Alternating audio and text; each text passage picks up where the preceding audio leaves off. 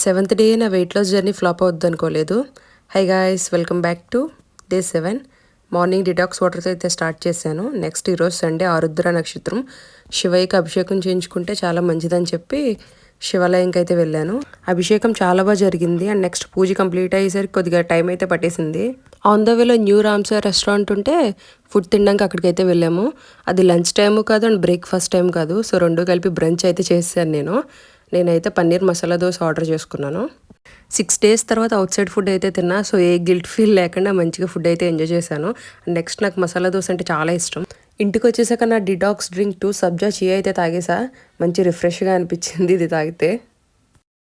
1 hour తర్వాత green tea తీసుకున్నా.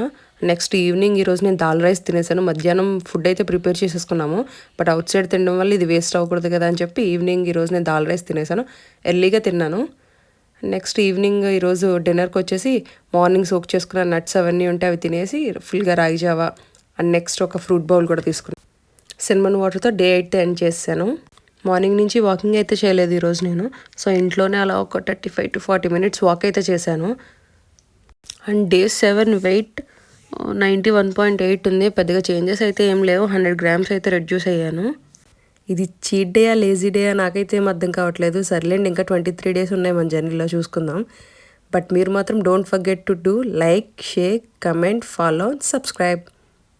Bye. Stay healthy, stay unstoppable.